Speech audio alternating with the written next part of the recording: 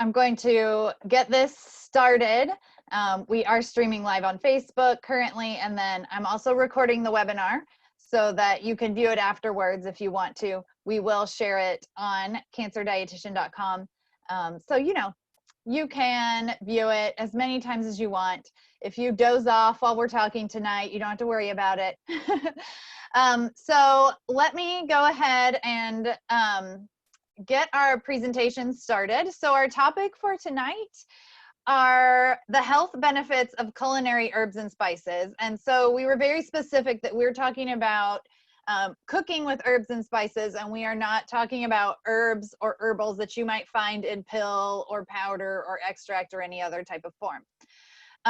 So this is I think it's a really fun topic because it is something that a lot of people might be familiar with just from cooking, but they're not always aware that herbs and spices are very nutritious.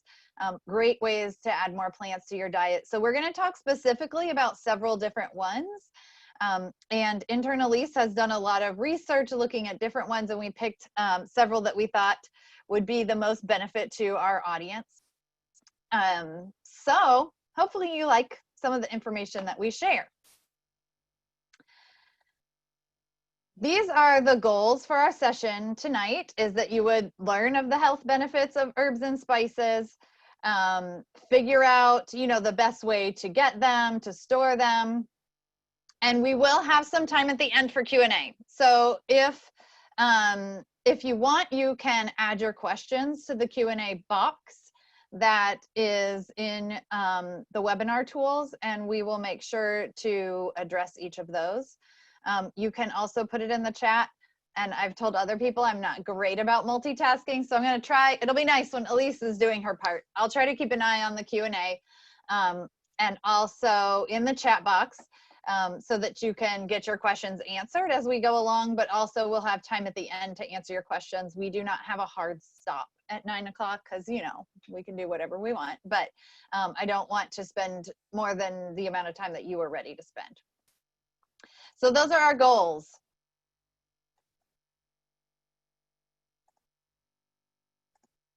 All right. This is just a little bit of information about me. I think a lot of you are already familiar with me, but if you're not, I am a registered dietitian nutritionist. I'm a board certified specialist in oncology nutrition. I do have a master's in public health from UNC Chapel Hill, which is also the same program that Elise is currently going through. And I have a bachelor's in science from NC State University. And I always tell people my credentials because it's really important with nutrition advice that you know that the person who's giving you advice actually has the training and the expertise, because there are way more people giving advice than actually have training and expertise. And of course, all of the information that we share with you tonight are things that you should be able to go back and verify through evidence-based resources. We're using a lot of information from the American Institute for Cancer Research, which is a really great organization with lots of evidence-based information. We also utilize, of course, good quality research studies. So we try to keep you up to date on the current evidence, recognizing that things do change over time, although honestly, it often appears through media headlines and things like that that nutrition advice is changing, but I would say, of course, some things change, but in the big scheme of things, our nutrition advice has generally stayed the same. All right, well, let's see, what else do you need to know? Anything else you need to know about me? I don't think so, but feel free to jump in and let me know. We'll go to the next one. So really important to remember that, you know, food in itself and nutrients in themselves are not magical. So they're not treatments for cancer. We don't recommend that you, you know, use nutrition as a treatment for cancer, but it certainly plays a really important role in maintaining the health of your cells during and after treatment and helping you stay healthy and supporting your whole body. And herbs and spices are just another category of, essentially, they're plant foods. And so they're not magical, but they play an important role in maintaining a good, healthy overall dietary pattern. They are also, of course, delicious. So maybe that's magic in itself, is that it makes your food taste a lot better. All right, so our key points today is that herbs and spices play a role. They positively impact your immune system and in the inflammation state of your body. And Elise is actually going to talk a little bit more about immunity. And then they do help add phytochemicals to your diet, which if you haven't attended any of my other webinars, I talk a lot about phytochemicals. So we will discuss a little bit about what phytochemicals are and why you want them in your diet. They add and alter the flavor profile of many foods. And so that's what, of course, chefs really like them for. People who are foodies or really enjoy trying out new flavors of foods, herbs and spices, of course, are really, really good for that. The other thing that I wanted to point out around herbs and spices is that the difference between using it in your food is that you get the sort of amount of the nutrients that are in the spices in the concentration as they're grown and as our bodies are best utilizing them, versus taking herbs and spices in pills or powder or extract form, where they tend to be super concentrated in only one component of the herb or the spice. And so we want you to get sort of the concentration as it's grown, and that's what we want. And then the other thing to point out is that some of them you might not actually like, and that's okay. It's okay if you don't like the flavor of certain foods. So something that comes to my mind, because my mom does not like cilantro. She's one of those, I can't remember what they call it, super tasters or something like that, where cilantro just does not taste good to them. It tastes like soap. That's what they say. I am not one of those people. I love cilantro. So I love it to make homemade salsa. I love it to put in like a Thai soup. I think we maybe will have it with our cooking class next week. So anyway, but to some people it really does taste awful. So just because we talk about an herb and a spice or a spice today and we talk about all the health benefits, if you don't like it, you don't have to eat it. There are so many variety of herbs and spices that you can choose from that there's no one that you absolutely have to have. All right, so I mentioned the different types of inflammation. And I think there's a lot of confusion. So we put this in here specifically because it's important to understand what inflammation is and when is it beneficial and when is it not beneficial. So inflammation in itself is not necessarily bad. And so you probably have heard me talk about Dr. Weil has an anti-inflammatory diet. And so our goal is not necessarily to like eliminate all inflammation forever in your body. But what we want is we want for your body to use the tools of inflammation when it needs it, and to be able to sort of tone those tools down when you don't need it. So that's sort of the difference between acute inflammation and chronic inflammation. So acute inflammation, it's good. It's an important part of the healing process when something sort of goes wrong in the body or an injury happens. So it's a response to a specific trigger. Injury or infection are the key things that you think about. Is that, let's say you scrape your knee and you can sort of see your body getting red and inflamed around it and really bringing blood in and bringing some of the lymph in to do some of the repairs. That's a good thing. We want that to happen so that it can take care of it. Or if you have an infection, like a bacterial infection or something, really having your body be able to take care of it. It's typically only present for a short period of time while your body does the healing, and then once it's over, it can sort of tone back down. So the type of inflammation that we think, now there's not real conclusive evidence, but what we think is that when somebody has levels, sort of low levels of chronic inflammation all the time, it can contribute to the development of more chronic diseases. So think about heart disease. Some people have indicated it might play a role in cancer. I think we don't have a clear idea on that. It's a theory, and so we can't say that for sure. Although certain types of cancer maybe tend to be seen more as a result of chronic inflammation than others. So that's just something to kind of have on the radar, but know that we don't have a conclusive evidence on that yet. It is thought to be influenced by diet, exercise habits, and other lifestyle factors. So when you think about having an overall healthy lifestyle, by having a healthy lifestyle, it does help decrease chronic inflammation.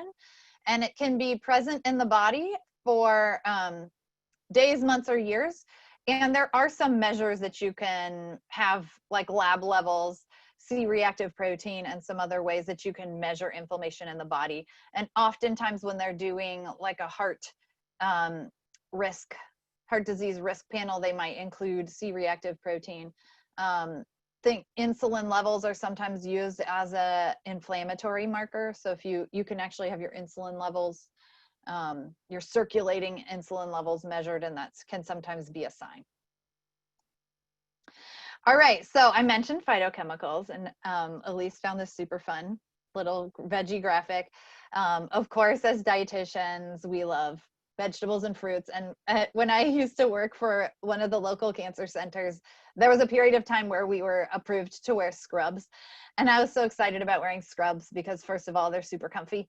And second of all, I thought I would have this whole array of fruit and vegetable scrubs that I could, you know, choose from every day when I went to work. And then it turned out I went to the scrubs shop and there was like one type of fruit and vegetable scrubs. So I had a shirt, and it was lovely while it lasted. And then I came over and worked at Cancer Services, where we don't wear scrubs.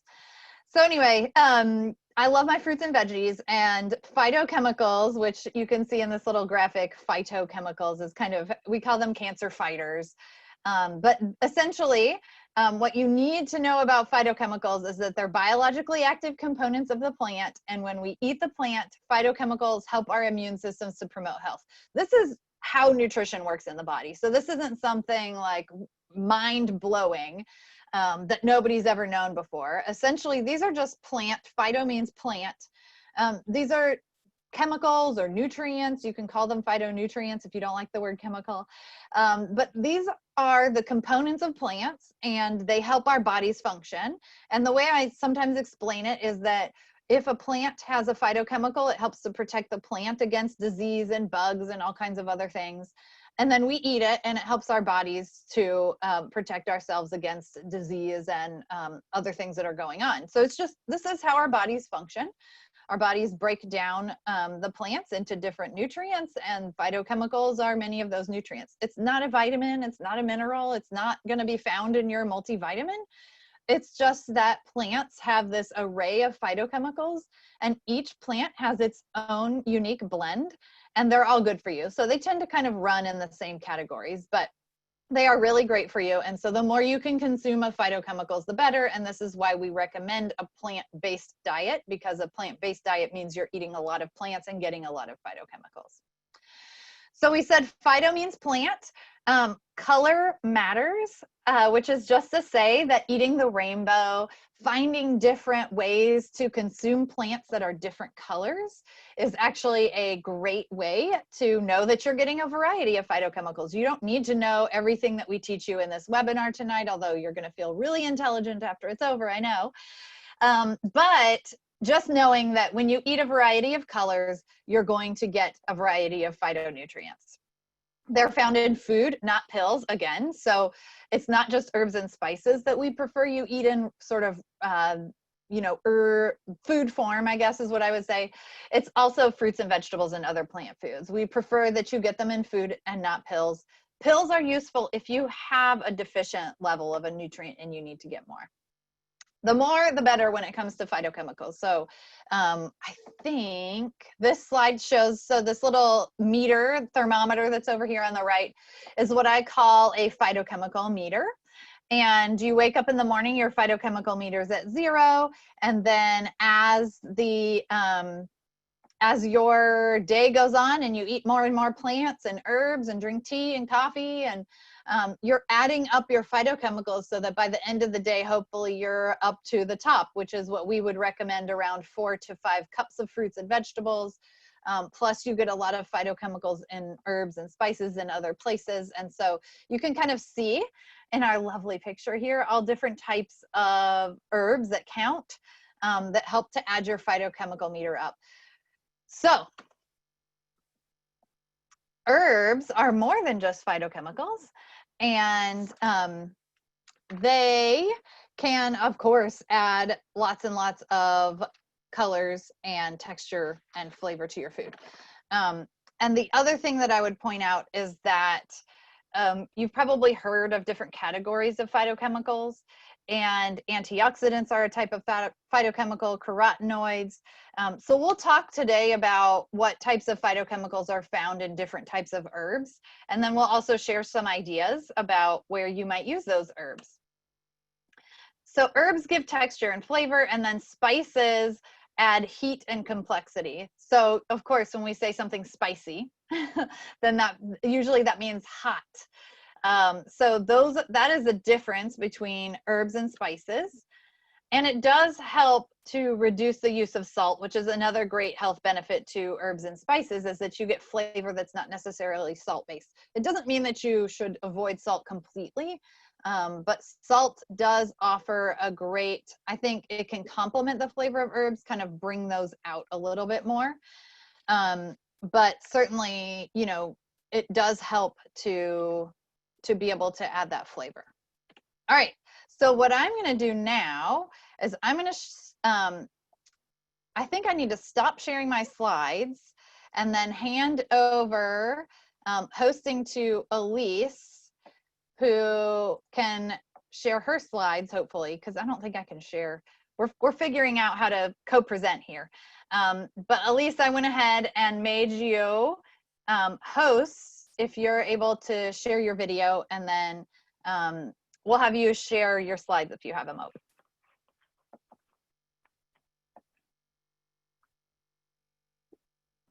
Hi. There she is. Okay, hi. Welcome, Elise. I'll just share my screen. Oh.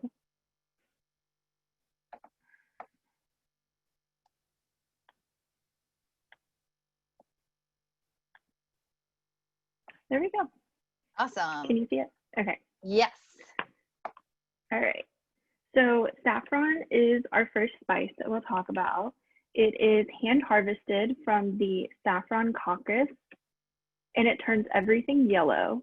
It's mainly grown in Iran, Spain, India, and Greece, and it has a history of being used as a medicinal spice as far back as ancient Persian literature. The bioactive compound in saffron is crocin, quercetin, carotene, safranal, and flavonoids such as lycopene.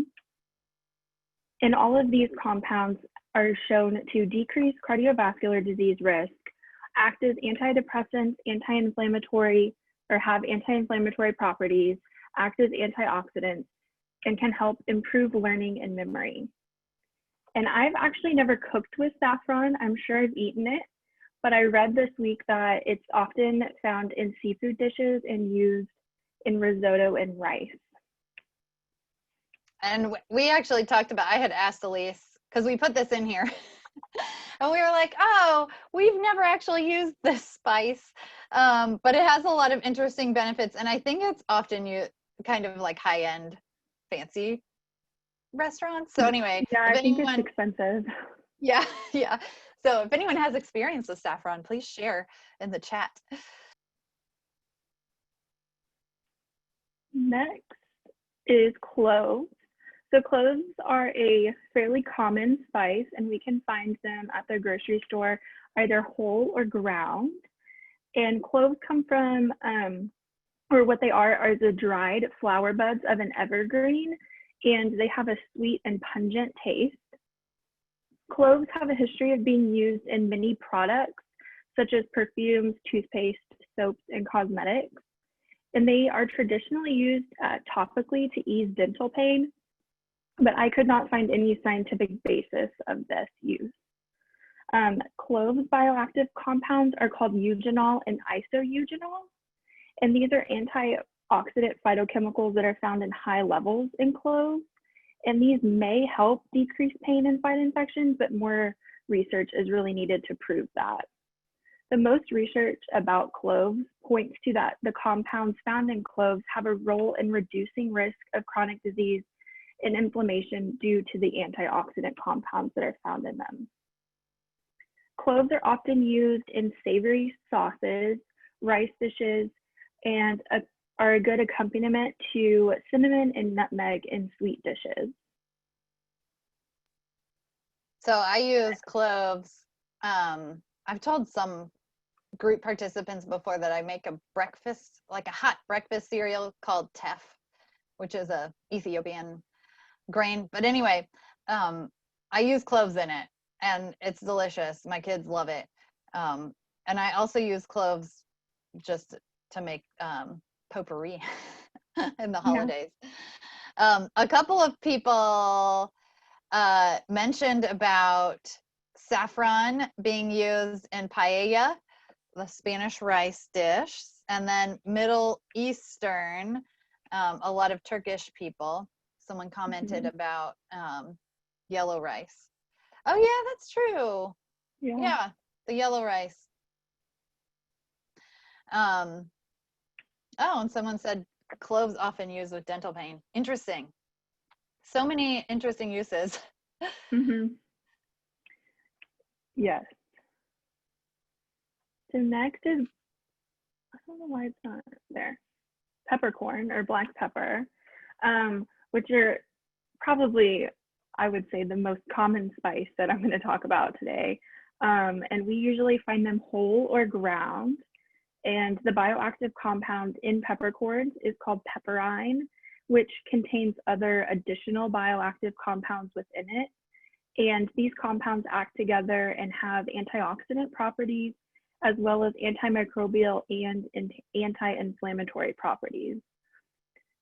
Pepper adds spice and flavors to foods and helps enhance other flavors. And like I said, I think it's one of the most versatile spices. I use it just about in every savory dish that I cook. So I think that's one we're pretty familiar with, but it's good to point out that it still has some health benefits inside of it as well.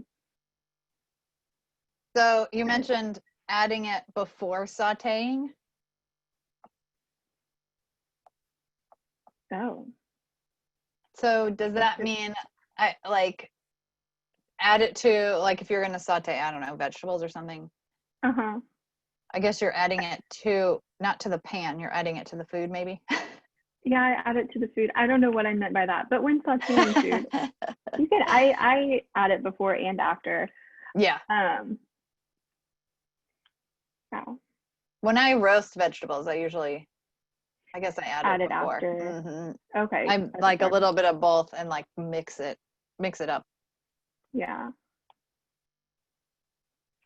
Okay, next is cinnamon, which is a spice that we can find whole or ground. And it comes from the bark of a cinnamon tree, which is native to Sri Lanka, India, and Myanmar. The bioactive compound in cinnamon is called cinnamaldehyde. And studies have shown that it can help lower blood sugar of those with type 2 diabetes, and is also shown to possibly help lower cholesterol and triglyceride levels. Lab studies have shown that it may help with reducing inflammation and have antioxidant properties as well, which will protect your cells from free radicals. It's important to note that just like the other herbs and spices that we're talking about, cinnamon is not a replacement for any diabetes or other disease medication. But when it's used as a culinary herb, it can be a helpful addition to a healthy lifestyle. Cinnamon has a sweet, warm taste and offsets acidity of foods like tomatoes and cuts the bitterness of the acidity of things like coffee. It also adds a sweet taste to things without adding a ton of sugar. I like to put cinnamon in my coffee if I feel like making a difference than just the black coffee I drink every morning. And it's also good sprinkled on yogurt with fruit or hot cereal. And it's also used in savory dishes like meat rubs or in stews and chilies. It's an important ingredient in Middle Eastern and Indian curries. The first time I ever had like real Greek food, it wasn't like a Mediterranean fusion restaurant. I was really surprised by the cinnamon flavors and all the food. Yeah, I really like I make like a crock pot. It's called, well, okay, it came from a cookbook who I'm sure has changed the name by now, but it's called Gypsy Stew. So not the most appropriate name, but when I first read it, I was like, why do I want a sort of savory soup that has cinnamon in it? But it's really good. It had like chicken and sweet potato, and then it had cinnamon in it. So it surprised me. That was the first time I had it in that kind of setting. Mhm. And where else? I think is it in chai? Is it in chai tea? I think I it think might be. so. We made one of the cooking classes we did in the fall, I think. We did a chai, like make your own, and we had it in there. I like to put it in coffee too. Yeah. Mexican mochas have cinnamon, right? Yeah, I think so. Chai. And hot chocolate, Mexican hot chocolate. Yeah. Good. All right, turmeric. Turmeric is a spice that we usually find ground at the grocery store, but it comes as a root that kind of looks like ginger, but it's much more yellow or orange in hue. It is a trendily dubbed a superfood, but just as with the other herbs and spices we're talking about, it's only a portion of a healthy eating pattern and cannot have a huge health benefits when eaten independently. But it does have a part in a super diet. So the bioactive compound in turmeric is curcumin, which is an antioxidant that reduces inflammation. So overall, turmeric may help to reduce inflammation in the body. Turmeric has a milder taste, but I've read that it can replace saffron. It is a staple to Indian curries, often found used in roasted vegetables and meats. And Julie has a good recipe of it used in a latte. Yes. We're going to learn to make it together next week. Yeah. So show up. I think turmeric also, in terms of cancer, gets this sort of major health halo. And to be honest, a lot of the studies that gave it that health halo were then retracted, but most people don't know that. So anyway, I've written on it on my website, but people often ask me about this one, and they ask, people will sell it in pill form. So I always tell my clients, like, it's great to add to your food. It's great to have, different ways of adding it to the food you're already eating, but I wouldn't take it in pill form. And the same, when I used to work in diabetes, it was the same question about cinnamon. Like, they heard that stuff about the blood sugars, and then of course, us as Americans, we kind of take it to the next level all the time. If a little bit is good, then a lot is better. And we think, but it's better to put it in your food than to take it in pill form.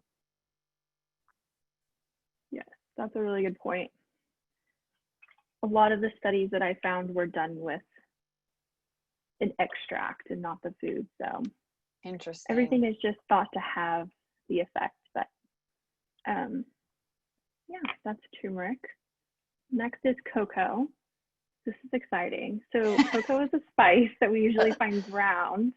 We often eat it in chocolate, but it is a spice and it comes from trees. Cocoa trees are found around the equator and in hot and humid climates, especially in Africa, and secondly in South America. I read that growing the cocoa trees is very hard and labor intensive. And in America, we usually find processed cocoa powder. So if you go to the store and you buy like Harris Teeter brand or Hershey's cocoa powder, it's usually, if it's unsweetened, it is just the only ingredient will be cocoa. So that's the most common way that we'll find it.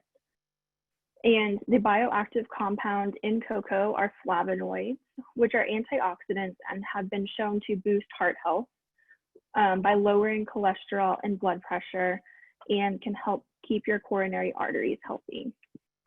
So cocoa is great in many forms.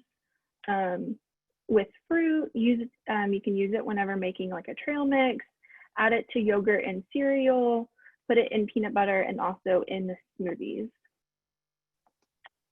Cocoa powder is the best. Yeah.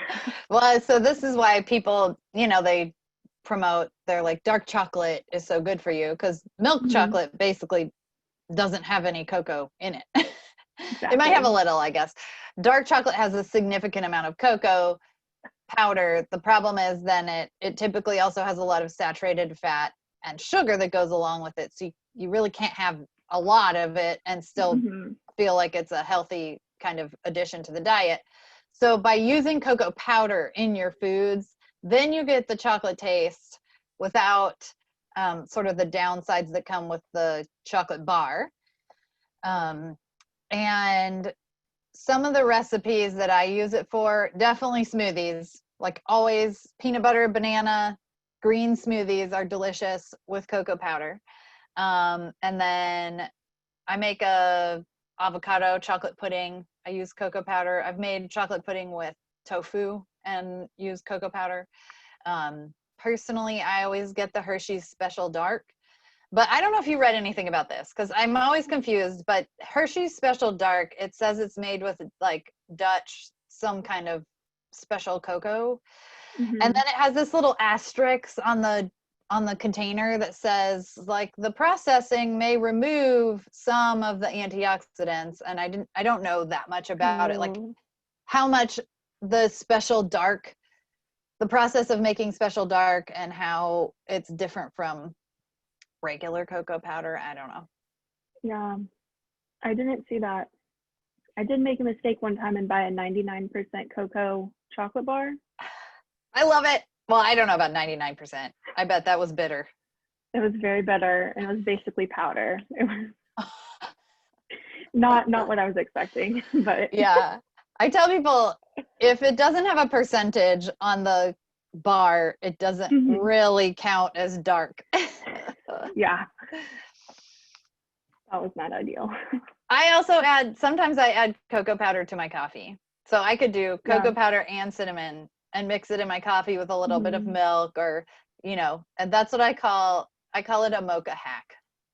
If you put cocoa powder in your coffee. Yeah, that sounds good too. All right, next is parsley. So this is our first herb.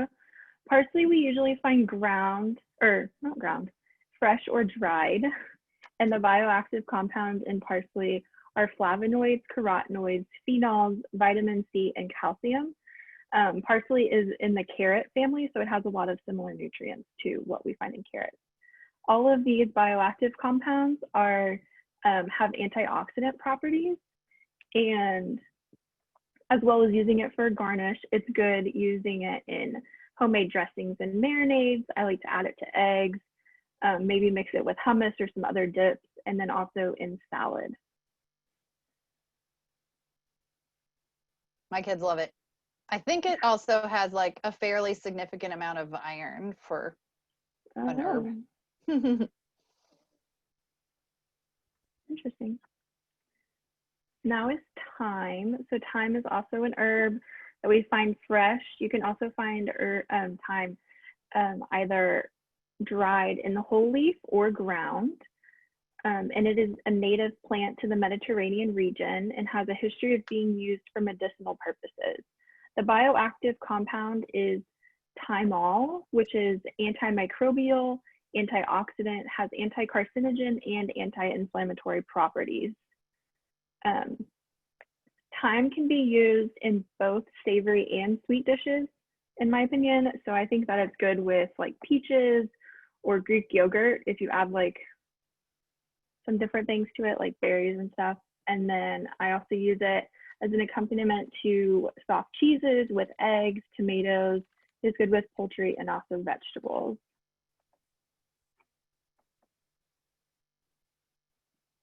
And it's peach season, at least here where I live. My neighbors have a peach tree and they pulled all the peaches off today because the squirrels were harassing the tree. But I was just reading something the other day about baking peaches, and so now I'm gonna add thyme to my baked pieces. So Carolyn, who's another intern with us, she looked up Hershey's cocoa powder and said it's Dutch processed, so it's less acidic for use in baking recipes, but she didn't see any notes about it being different in health benefits. So if you're at the right grocery store, you can get Hershey's Special Dark, but some grocery stores don't carry it. Yeah. Someone else, Janie asked about another local follower. She asked about parsley, if she could make pesto with parsley. I have not ever done it, but you said it's in the carrot. Is it in the carrot family? Or you said carotenoids and I heard carrot. No, I did. I read that it is in the carrot family. So I've heard that with carrot tops, you can use the carrot tops to make to make pesto. So I would think you could. I think parsley tastes great anyway, so I would probably just like it. I eat it straight off the plant. Yeah, And put it in salads and stuff. So I say yes, go for it, but I have never done it before. I agree with that. Oh, something else that parsley's great for is what is that, like Mediterranean Lebanese tabbouleh? Tabbouleh, yeah. Tabbouleh is like tons of parsley and some mint. So that I would go with that for the pesto personally. Yeah. Yes, I do really like tabbouleh. Thyme. Talked about thyme, and now rosemary. So rosemary is also an herb. You can buy it fresh, or it usually comes in whole leaf. I've never seen it ground. So yeah, but the bioactive compound in rosemary is phenolic compounds, which have antioxidant, anti-inflammatory, and anti-cancer properties because they can promote decreased tumor growth in your body. I've also read, I don't know how or why, I'm not the best gardener in the world, but that rosemary can help if you keep it like on your patio. I don't know how much you have to have either, but it can help keep pests like mosquitoes away. And like Julie said, I'm in Texas with my parents right now, and mosquitoes are wild. So I will do anything that can help. Yeah, you should probably like take a whole bunch of twigs of rosemary and just like stick it in your clothes. Yeah, we have tons of it on the patio, so I'm hoping that they'll stay away from us. Rosemary is often used to flavor olive oils, put it in marinades. Whenever I'm like sauteing vegetables or meat on the pan, I like to put like a whole stalk of it in there with it. And then it also can accompany sweet foods like peaches, and it's good with all sorts of potatoes. I've seen a caterer use rosemary, I don't know what you call it, a stalk or some, like the thicker ones as skewers. So then they grilled like their vegetables or their meat or whatever. Probably, I don't know if you could poke it through a piece of meat, but and so they would grill it and then serve it. So it looked really nice and kind of added that flavor of rosemary to the skewer. That's fun. Now we have ginger. Ginger, I guess, would be categorized as a spice. So it's the same, similar as turmeric. It's a root vegetable, and usually in the spice aisle, it comes ground or crystallized, but you can also get it in the root form from the produce department. The bioactive compound in ginger are antioxidant phytochemicals gingerol and shagalol. Lab studies have shown that it has anti-inflammatory properties and as well as antioxidant properties, which are beneficial in cancer risk reduction eating patterns. When taken with other anti-nausea drugs, it may help to reduce chemotherapy-induced nausea and vomiting, but it's important to note that it can have a negative interaction with some chemotherapy drugs, so make sure you talk with your healthcare team before trying this therapy for yourself. It is often used to treat motion sickness because it has a long history of being used for stomach upset, diarrhea, and nausea. Ginger is also used for pain alleviation, and it's thought to have anti-cancer properties. Ginger is used often in Asian stir-fries and Asian dishes such as stir-fried vegetables. You can also put it in your smoothie, sip it in tea, and add it to homemade salad dressing.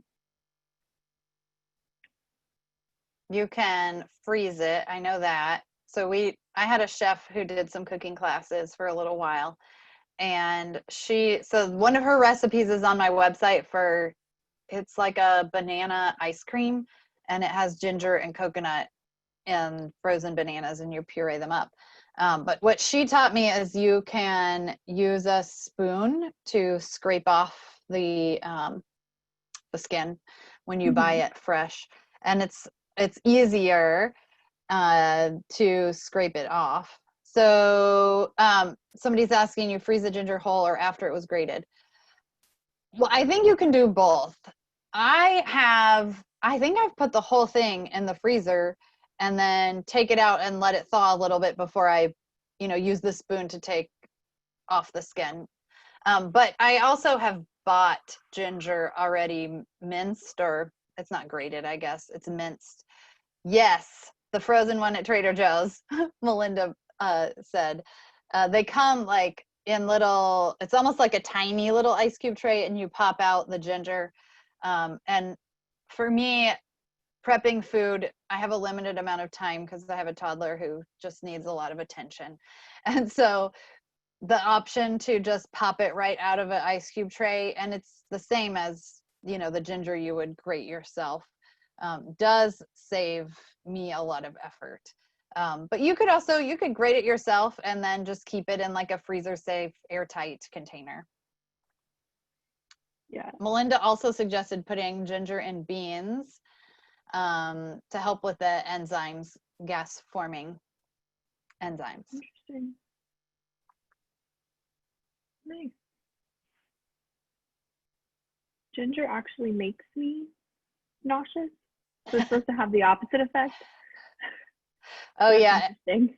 And like the chemo rooms love anything ginger, and they'll get these ginger pops and have them for people, or ginger cookies. And I always wonder, like, it depends on the product, how much ginger is actually in it. Right. So that's because they're using it as marketing. So just because it's a ginger snap doesn't mean there's actually much ginger in it. Just like, I don't know. I mean, Raisin Bran, obviously you see the raisins in there, but there's a lot of marketing that goes on in food. So you do want to, as much as possible, for things like that. But like tea, ginger tea should be pretty legit ginger. And also ginger, you could just take the root and brew it in water. And that's an even stronger ginger flavor. So not good for you, but for people who respond well to ginger, that's an even more potent way to do it, would be to take the root and brew it in hot water. Interesting. Oh, I wish. I really like the flavor of ginger, but. All right, now we have garlic. So garlic is also pretty common. You can buy it in the produce area. You can also get it on the spice aisle ground or already minced. Usually that's in the produce area, refrigerated. The bioactive compound in ginger are allium compounds, and they are thought to have an effect of cancer risk reduction. There are indications that eating garlic may contribute to reduced cholesterol and triglycerides as well. And research has indicated that allium compounds may be beneficial in keeping blood vessels flexible, especially in women. But garlic, is unique in that after chopping garlic, it's recommended to allow it to sit for 10 to 15 minutes, which allows the enzyme allinase to produce allicin, which is what contains the active compounds. And allicin is only formed when the cells of the garlic have been cut or crushed.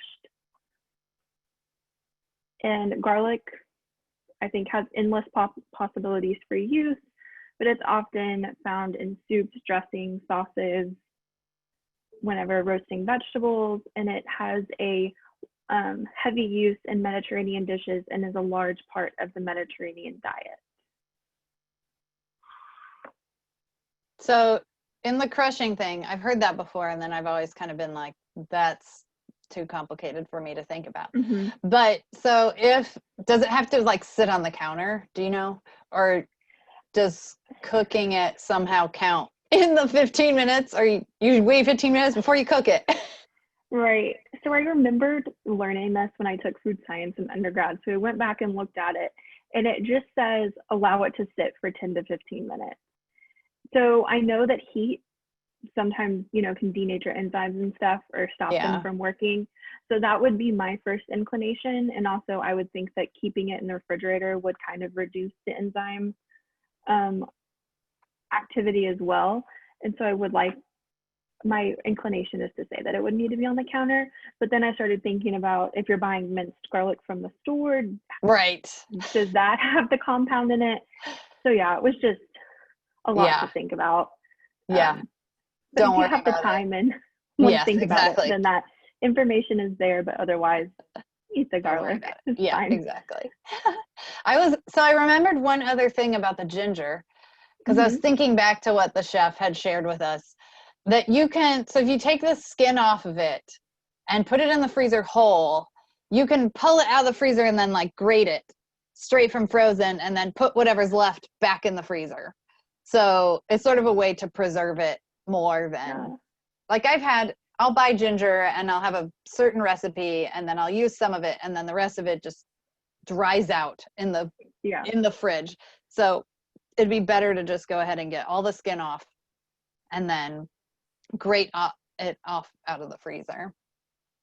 But also with the garlic, I buy garlic cubes in the same form at Trader Joe's, and it's one of my very favorite things to just pop out a cube, and that counts as a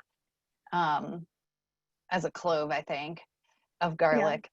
And I use it in stir frying and also in like salad dressings where you would use it raw or cool.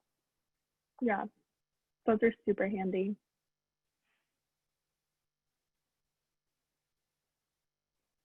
Cool.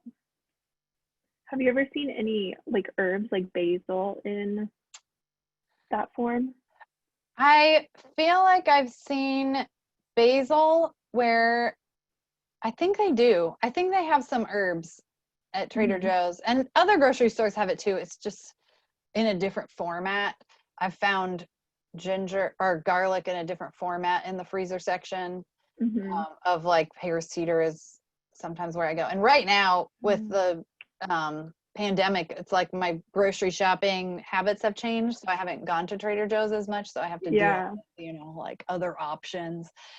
But anyway, I've seen basil. Basically, it's kind of like pesto, like you can puree it and then freeze it, but you have to add oil or something. Yeah.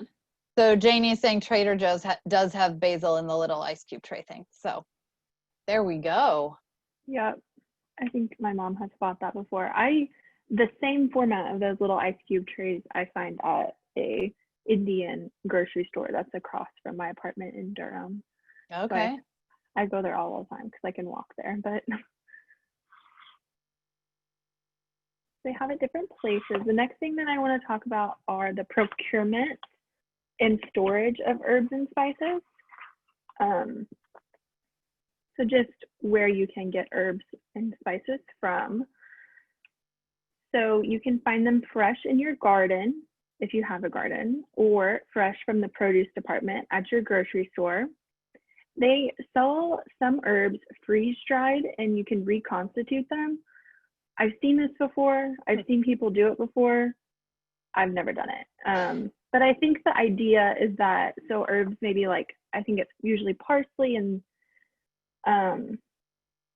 some other ones that you might want to have the texture of a fresh herb, but might not be able to purchase it fresh.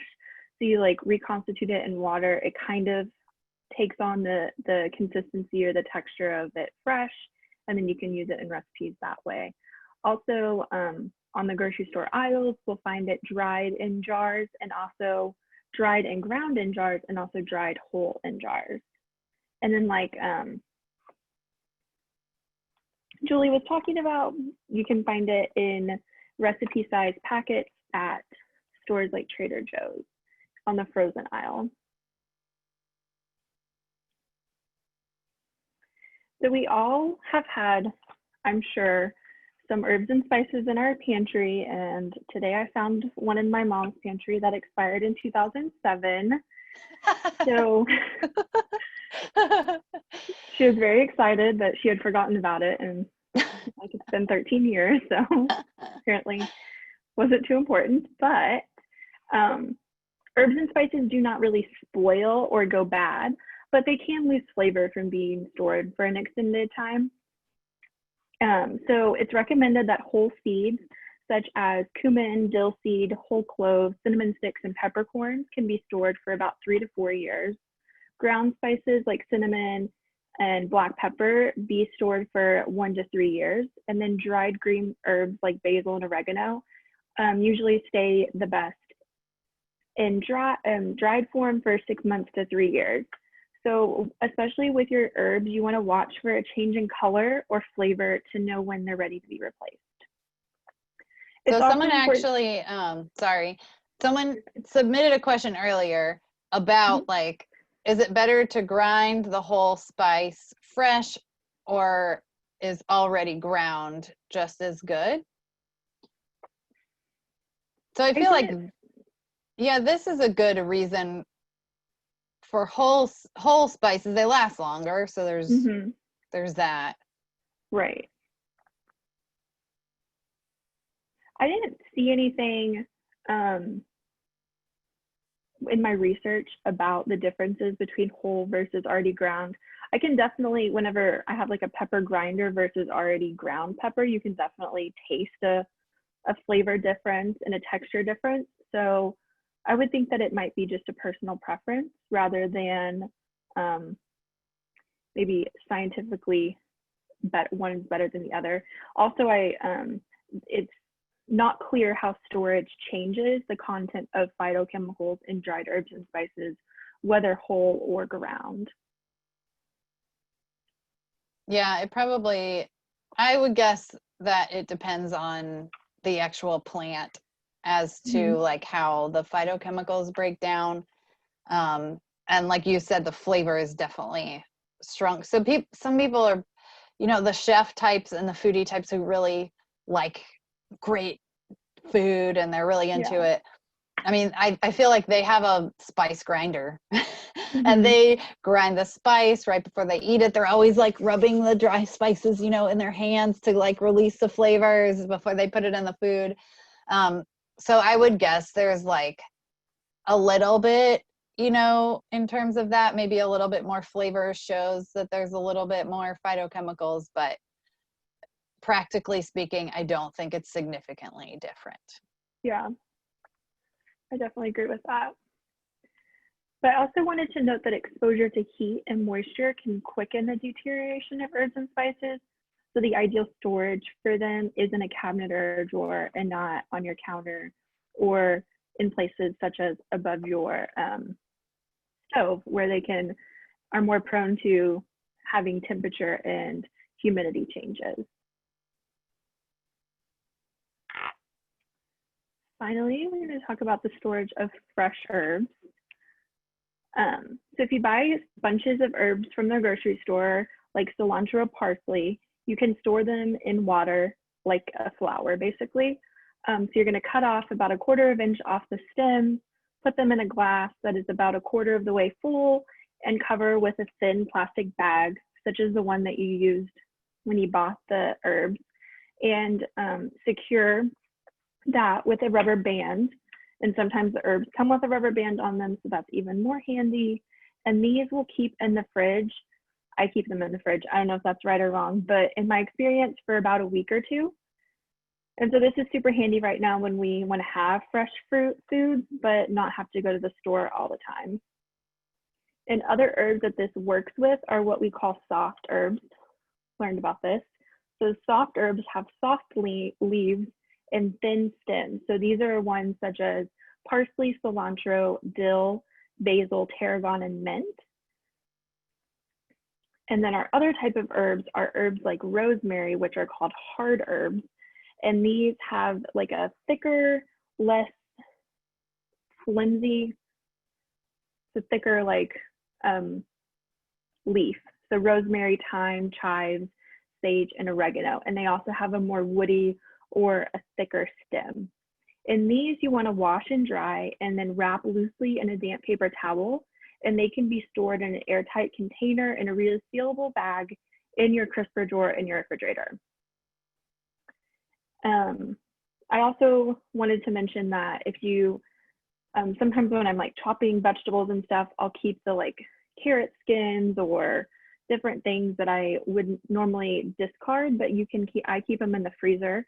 And so then if I feel like making broth or I'm making a soup, I add those into it. And so you can also add the scraps of your herbs. So if you don't use the stems of your basil or mint or anything, you can put those in your broth whenever it's making, or also adding them to grains whenever you're cooking them on the stove.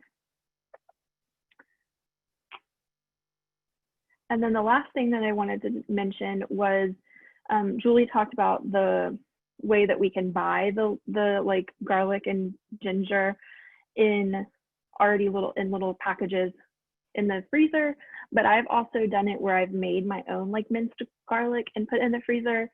And so I just put it, if you buy like a lot, sometimes if you go to Costco or something, you can buy a bunch, and put it in a food processor to mince a lot at one time, and then store in a glass jar with a little bit of olive oil at the bottom and a little bit at the top. And you can store it in the fridge for a week or two, or freeze for longer storage. And so that's a good way so that you don't have a bunch of garlic on your counter that will go bad. I think that's everything. So if you're a tea drinker, you also get some extra phytochemicals. That's me. I drink coffee 1 day a week. Well, that's my new routine. It happens to be Wednesdays, so that's why I'm, so energetic right now, because I had coffee today. But coffee has phytochemicals too. So you coffee drinkers, daily coffee drinkers, you get the benefits too. Someone asked, how about drying to preserve herbs? It's not something that I've ever done, but I've seen it in dehydrators, and then also you can do it in the oven at a very low temperature. I think at the end of this presentation, I put a video on how to do it. I haven't tried it. I hope to do it with all of the herbs that I have growing outside, but we'll see if they make it that long. I've never done it, so I would love to hear if anyone else has and had successes. We had like a horticulture workshop, or asked the horticulturist over Zoom, and we talked about this with them, and they said yes, you can dry it, dehydrator or in the oven. I personally have never done it either, partly because I can grow them. Some, like basil, I have 6 basil plants out in the yard. But a lot of what, I go to Costco and I buy a mix, like Italian spices mix. I like the mixes because you don't always have to have so much of all the different ones in your cabinet. You can just, like tonight, my 9-year-old makes spaghetti once a week.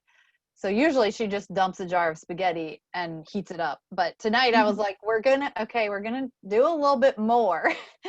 And so it was so fun to just like see her, putting spices. So we did the mix. So for me, it's just easier to buy them already dried than to try to dry them myself. But I also don't have a dehydrator. And so people who do it, I'm sure, are like, it's so easy and it's so affordable. And then your herbs are so much more flavorful or whatever. So yes, you can dry them yourself. I guess. And some people will ask too about spices are irradiated, which is perfectly fine. It doesn't change the nutritional component of the plant. It doesn't cause any kind of harm to your body. It's actually a really great way to make foods shelf stable when possible. And so some people have asked me that before, and it is not something to be concerned about.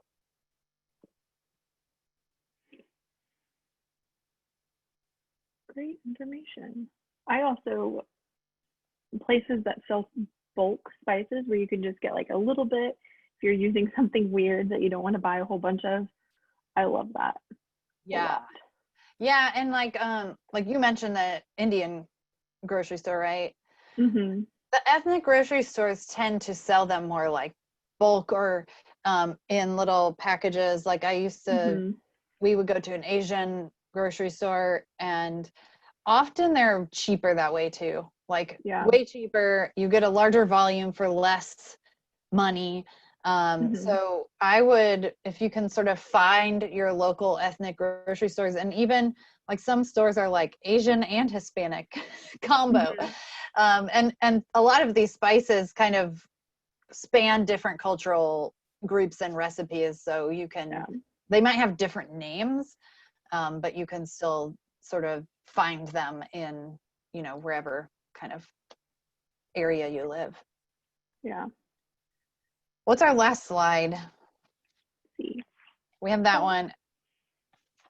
And yep, we have recommended reading. So what we will do, everybody who is actually signed in to the webinar tonight, we have your emails, and we will send you, first of all, we're going to send you a follow-up, and please fill out the survey to give your feedback, because that's important. That's how we at Cancer Services can keep getting our funding, is to have your feedback telling us what you learned. So we can offer these for free. But we will also send out the slide set so that you can look that over and have this handy recommended reading list of where basically Elise found a lot of our information for tonight. And then the other thing is that Elise made a really cool printable herb sort of quick sheet. And so we will send that out as well, probably tomorrow. And it's something you can print and put up on your fridge that just has the basics about the different herbs and spices that we talked about. So I think that's pretty fun, and we really appreciate everyone who registered. And if you want to learn the 2 recipes I'm going to do next week, it's a golden latte, sort of refined to my personal preferences, but we'll show you how to make that. And we're also going to make a chickpea curry with several different herbs and spices that we talked about tonight. So would love to have you join. It will be a meeting style and not a webinar style. So it'll be next Wednesday at noon is that cooking class. And to register for that, you can go on to cancerdietitian.com and just click the most recent article that I put up there. It mentions, you know, registering for the webinar, which is this one. But in that same post, if you scroll down to the bottom, you'll find links for this, for the cooking class next Wednesday, as well as a Q&A session I'm having next Thursday. So yeah, we're really glad that you all joined us tonight. We are pleased with all this information. It's really fun. And of course, it's fun because you're here with us. But the recording I will put up on the website, and you should also be able to find it on our Facebook page. And of course, connect with us online, Instagram, YouTube, Facebook, Twitter. Sign up for the news updates whenever I write a new article by going to cancerdietitian.com and get on my email list. And then also for anybody who's relatively local, we've got a lot of online programs going on now at Cancer Services. So you can join through our website, cancerservicesonline.org. And I think that's all for tonight. Thank you, everyone. And we look forward to seeing you next week or whenever you can join back with us again. Bye. Bye.